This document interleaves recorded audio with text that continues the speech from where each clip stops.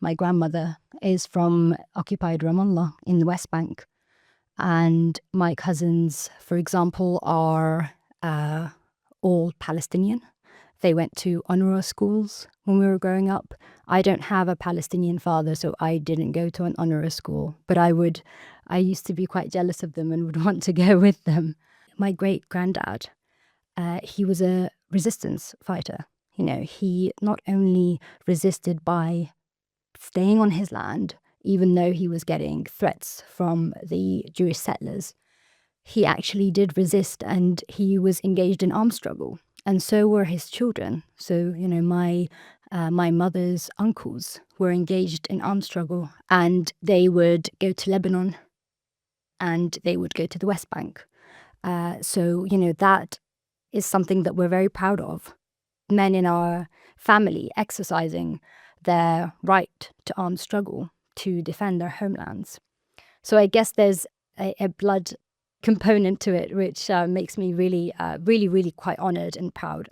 I just want to read out some of what the arresting officer said, because it's pretty sinister. So they started by saying, on the 21st of July, at a pro-Palestine protest which took place outside of the Foreign and Commonwealth Office, you gave a speech which amounted to calls for the eradication of Israel and implied support for all those involved in armed resistance against Israel, including organizations such as Hamas. So firstly, it's not illegal to call for the eradication of a nation state, and it's also perfectly lawful to support armed resistance against the Zionist state, because Palestinians have that right under international law. And then they said, on the 7th of October, you posted a variety of communications which demonstrated support for Hamas's attack on Israel.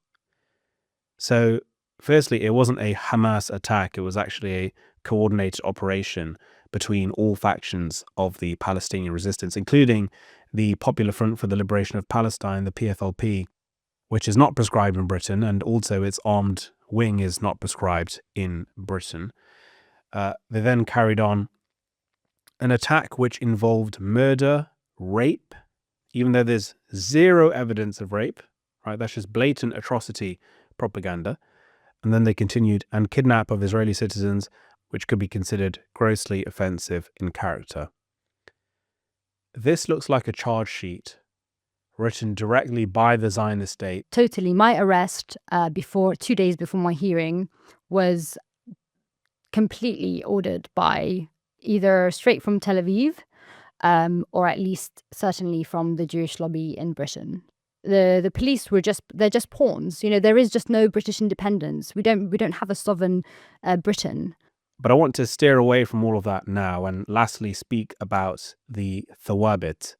So these are the red lines in campaigning for Palestinian liberation. Could you just explain, for the benefit of our viewers, what are the Thawabit and why should we insist on them in the campaigning that we do here in the West? The Thawabit are the non-negotiables or the constants, the red lines of Palestinian liberation.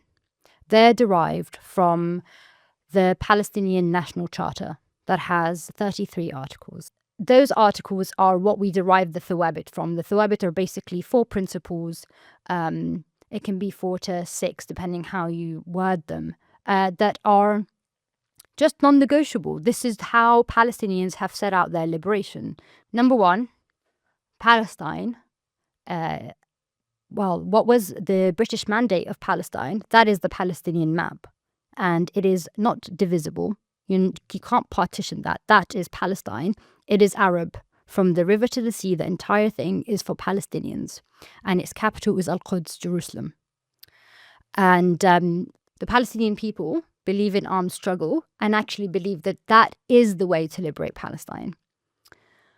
The Palestinian people reject normalization and the right of return for all Palestinians to Palestine. That includes, over 7 million Palestinians. And within that encompasses who stays. And the Palestinians have already said that the Jews who were in Palestine before the Jew supremacists, the Zionist project started, are Palestinian Jews. So they are counted as Palestinian, but not the rest.